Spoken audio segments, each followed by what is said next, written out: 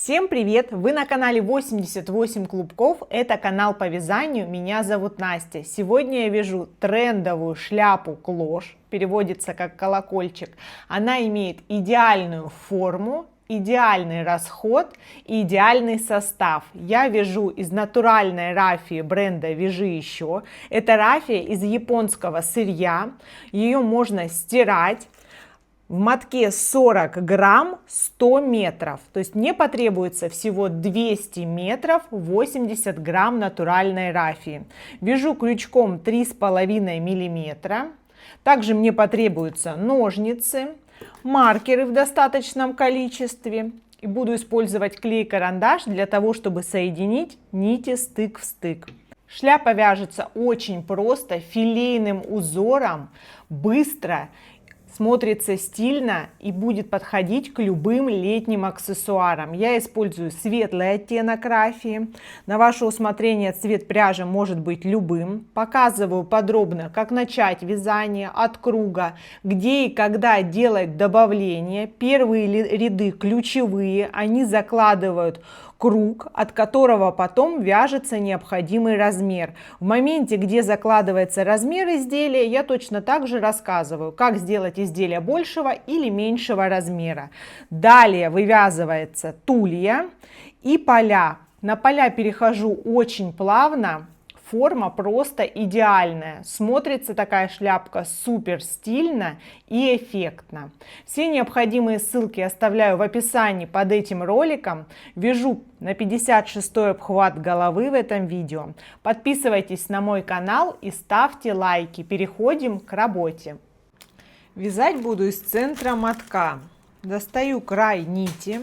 Эта нить хорошо поддается распариванию. Можно распарить утюгом и потом приступать к вязанию. Я нить не отпариваю предварительно. Буду отпаривать ее уже в готовом изделии.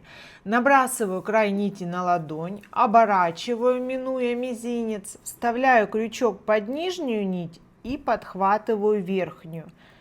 Фиксирую петлю двумя воздушными, поднимаюсь на высоту ряда. Теперь в кольцо мне нужно провязать еще 11 столбиков с одним накидом. Накид, кольцо, провязываю 2 петли на крючке, 2 петли на крючке, накид, кольцо, провязываю 2 петли, 2 петли. Так в круг вместе с подъемным у меня должно получиться 12 столбиков с одним накидом. Готово. 12 столбиков. Теперь легким подергиванием края начала стягиваю кольцо. Здесь прям складываю пополам. Нить очень нежная. Здесь важно не оторвать край нити. Все, готово. Можно проклеить эту нить и ввязать в полотно, чтобы было покрепче. Вытягиваю нить немножко больше обычного, чтобы перейти на следующий ряд.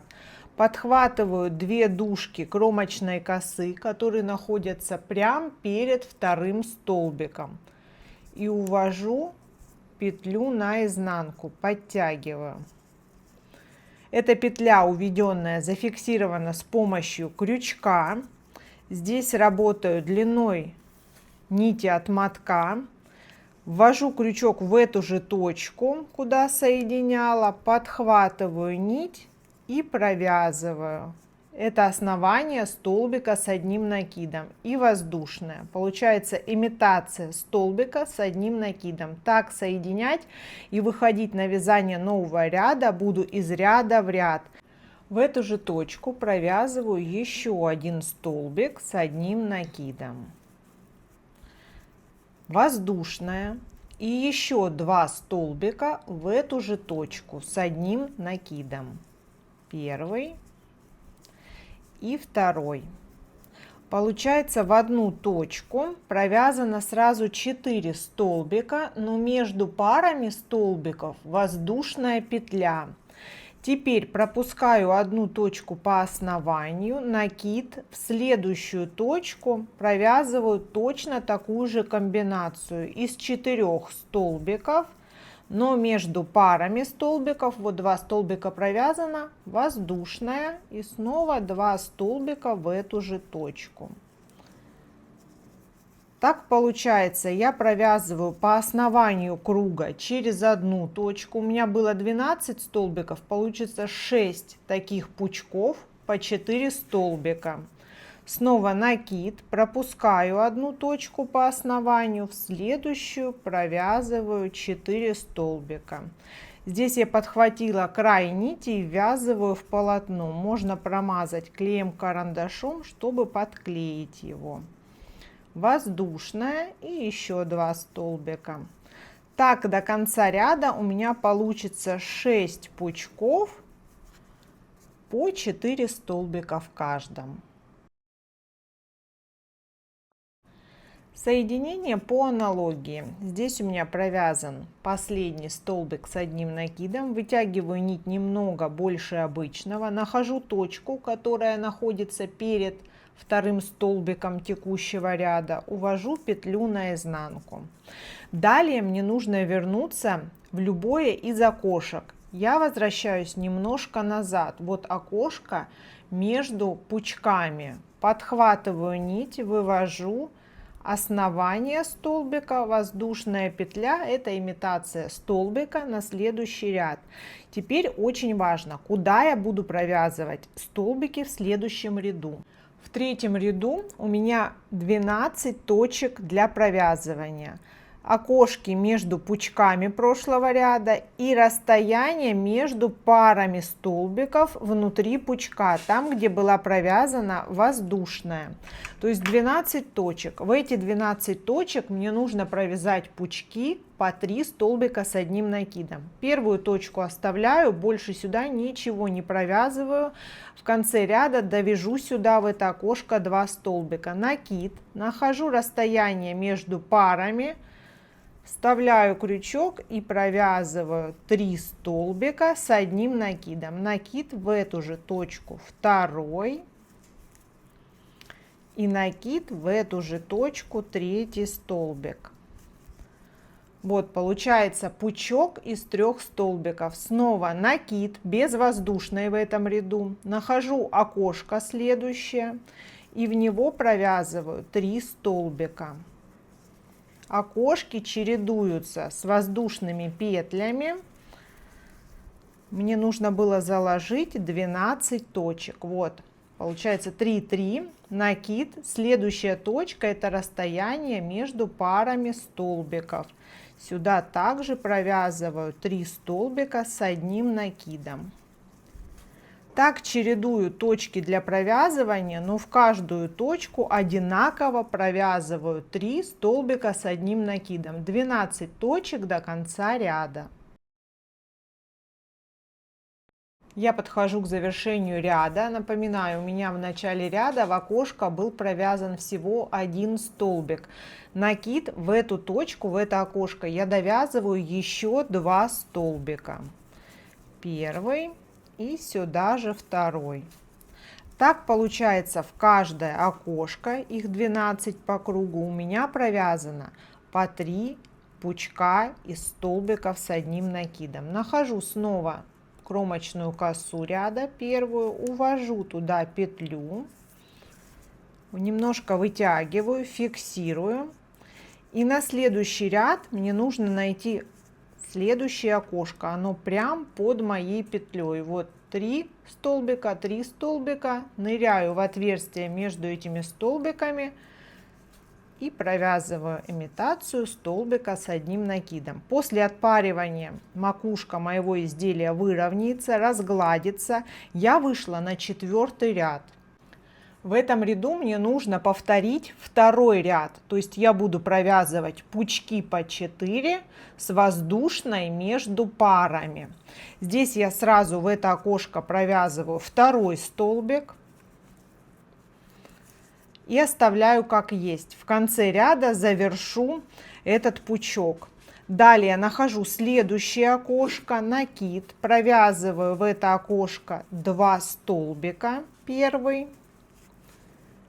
второй, воздушная и еще пара столбиков.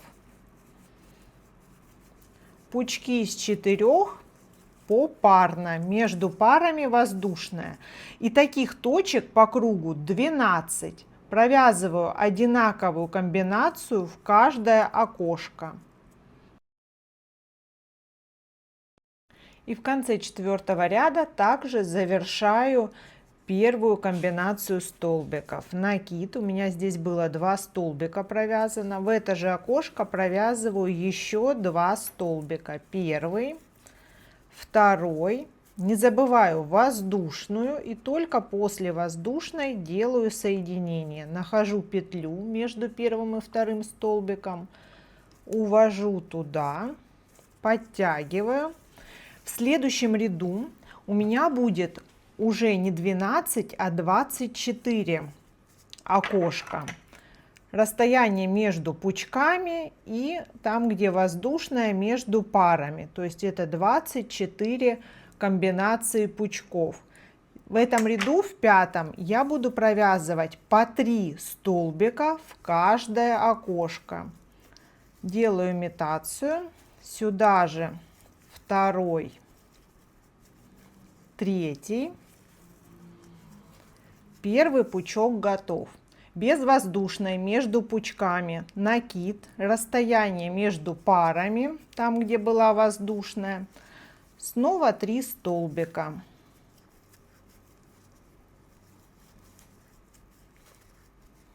И так по кругу. У меня получится 24 пучка по 3 столбика в круг.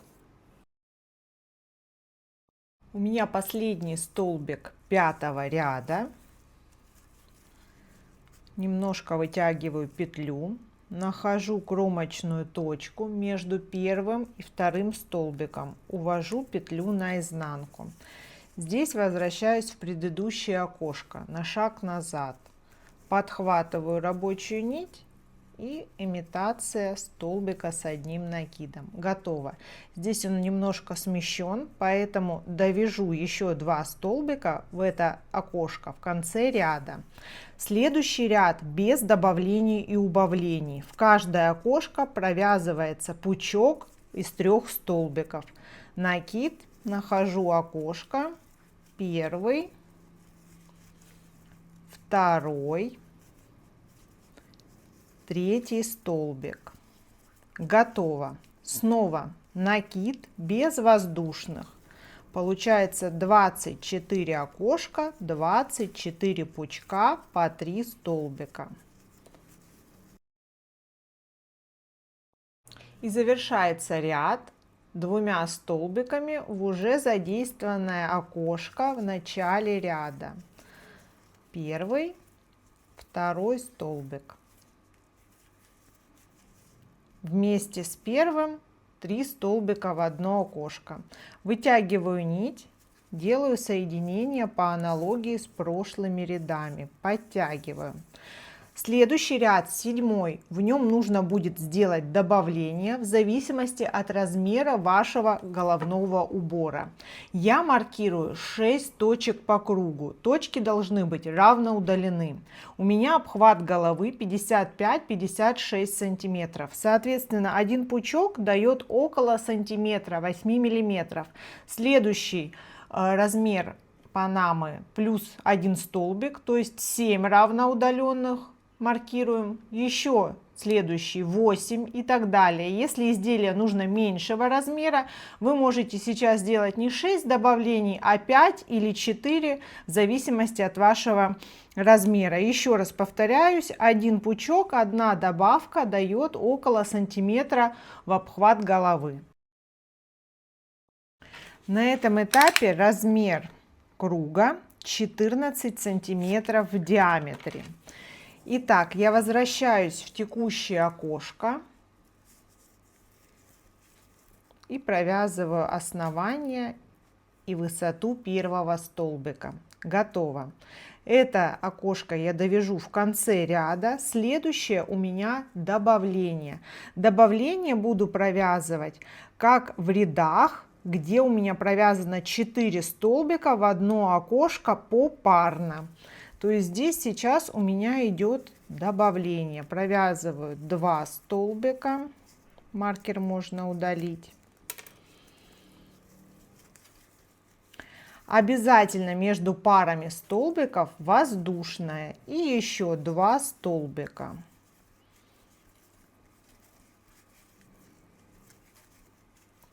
Так выглядит добавка. Таких добавлений у меня 6 в маркированных точках.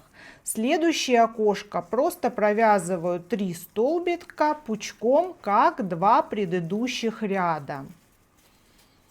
И последний, третий. Готово. Так двигаюсь к следующему добавлению. Здесь 4 столбика. 4, 4, 4, 4. И круг завершается у меня еще 2 столбиками, недостающими в первое окошко. Между пучками по 3 столбика воздушной не провязываю. У меня провязано 2 недостающих столбика. Вытягиваю нить и делаю соединение. Здесь сразу выхожу в окошко, которое находится под соединением. Провязываю столбик, который похож на столбик с одним накидом. На этом этапе размер круга 16,5 сантиметров. Я хорошенько отпариваю деталь, она станет ровная, приобретет немножко другую фактуру. Потом будет сложно эту макушку, когда навяжется глубина, хорошенько пропарить. Делаю это сейчас. При отпаривании я специально немножко вытянула добавления, чтобы они хорошо визуализировались. У меня в 7 ряду было 6 добавлений. Если у вас другой размер, у вас их могло быть больше или меньше. Сейчас вместе с добавленными воздушными петлями между парами у меня 30 точек на следующий ряд. То есть у меня в следующем 8 ряду будет 30 пучков по 3. Соответственно, в добавление между 2 столбиками я точно так же провязываю пучок из 3 столбиков. В этом ряду только такие пучки. И больше добавок у меня не будет. Я вяжу несколько рядов по 30 пучков по 3 столбика, для того, чтобы образовалась моя тулья шляпы, то есть глубина шляпы. Без воздушной перехожу к следующей арке. Проверяйте количество пучков, ориентируйтесь на свой размер изделия. Продолжаем вязать ряд за рядом. Сейчас в общей сложности от макушки у меня провязано 15 рядов. Если ориентироваться на сантиметры, 16 сантиметров. Хорошенько отпариваю свою заготовку, так как далее будут добавления на поля шляпы. Вот сейчас можно удобно отпарить те ряды, которые у меня не были пропарены. Я уже вставила маркеры. Маркер вставлен через каждые 5 пучков в окошке. В эти окошки снова будут провязаны добавления вот такого вида. 4 столбика, между парами воздушная. Первый столбик провязываю прям под соединением. Основание столбика и воздушная высота столбика. Все, завершу этот пучок точно так же в конце ряда. Следующая точка уже маркирована. И как и планировала, провязываю сюда попарно 4 столбика. 2 столбика, воздушная. И снова 2 столбика. Маркер вынимаю. Во время отпаривания у меня хорошо распушился край нити. Вязать им, конечно же, удобнее, более раскрытое и пышное полотно получается. Но это достаточно трудоемко, чтобы всю длину нити единовременно отпарить. То есть выбор за вами. Смотрите, так выглядит добавление. И в этом ряду таких добавлений у меня 6. Там, где нет добавления, я провязываю пучок из 3 столбиков, как и ранее. 16 ряд завершается двумя столбиками в окошко, в которое провязан столбик в начале ряда.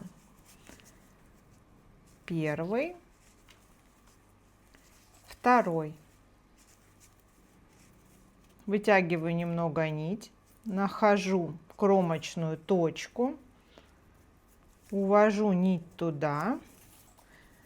Здесь у меня удобно начать ровно под соединением. В окошко под соединение и провязываю основание столбика. Готово. Все, в это окошко довяжу 2 столбика в конце ряда. Так соединение максимально незаметно и очень красиво смотрится по полотну. У меня было 30 пучков по 3. Я добавила 6 пучков добавлений. В следующем ряду у меня получается 36 пучков по 3 столбика в окошко. Не забываю окошки, которые образовались между двумя столбиками прошлого ряда. Провязываю 3 столбика в это окошко и перехожу к следующему. В 17 ряду получается 36 пучков по 3 столбика. Контролируйте или делайте свой подсчет, если вяжете другой размер. И на этом этапе, в зависимости от того, какие вы поля хотите, можно провязать еще ряд с добавлениями и так далее, прочередовать. У меня шляпа модели клош, это очень спокойные, покатые поля. Навязываю еще несколько рядов без добавлений. Напоминаю, в ряд у меня 36 арок для провязывания, соответственно 36 пучков в каждом следующем ряду. Сейчас я вяжу 19 ряд. Добавление на поля у меня было 1, 2, 3 ряда назад. Вот он, этот ряд. После этого ряда с добавками у меня провязывается первый, второй ряд по 36 пучков в ряд. И я выхожу на следующий ряд, где сделаю добавление всего в 2 точках. Я уже их обозначила маркерами. Они равно удалены друг от друга, то есть находятся на противоположных сторонах. И я проследила, чтобы не было добавления под маркером. То есть вот добавка с этой стороны и с этой стороны маркер ровно посередине. Здесь то же самое. Маркированная точка, добавка была здесь и здесь. Тоже примерно посередине. Для того, чтобы не было угловатостей. И в этом ряду, получается, в маркированных точках я провязываю точно такие же добавления. 4 столбика в окошко, между парами столбиков я закладываю воздушную для непосредственно добавленного пучка на следующий ряд. Готово. Кому достаточно этого расширения, добавления в этом ряду можно не делать. Все по ситуации. Примеряйте, оценивайте. И останавливайте свой выбор на том, делать добавку эту дополнительную или нет. Я продолжаю вязать. На следующий ряд у меня получится уже не 36 пучков, а 38, так как 2 точки я добавила. У меня завершается 23 ряд. Глубина моего изделия до самого центра макушки 24 сантиметра. Я перехожу к обвязке. Здесь соединение рядов. Вставляю крючок за обе дужки кромочной косы. Но достаточно воздушный узор можно подхватить только полупетлю. И протягиваю соединительную, чтобы не было очень плотно. Подхватываю полупетлю и заднюю перемычку. И прохожусь такими соединительными по кругу. Это немножко соберет изделие и оформит край. Далее хорошенько отпариваю поля шляпы, чтобы она держала форму. Круг обвязки подходит к концу, я уже укоротила нить и последнюю петлю протягиваю, вытягивая край полностью. Далее первый стежок обвязочный, вставляю крючок за обе дужки и увожу укороченную нить под стежок и возвращаю в исходную точку. Прячу край по изнанке, создаю узелок или подклеиваю и хорошенько отпариваю свою панаму. После отпаривания изделие приобрело идеальную форму, та самая форма шляпы клош. Глубина 24 сантиметра от макушки, провязано 23 ряда. После последних двух добавлений по краям провязано 4 ряда. Здорово смотрится, обалденно будет в любом цвете. Это базовый размер. Я еще раз повторюсь, что рассказывала, на каком этапе сделать изделие меньшего или большего размера. Все необходимые ссылки и полезную для вас информацию оставляю в описании. Также к этой шляпе у меня есть изделия сумки, пляжные или городские варианты. Добавлю для вас плейлист. Подписывайтесь на мой канал и ставьте лайки. Всем пока!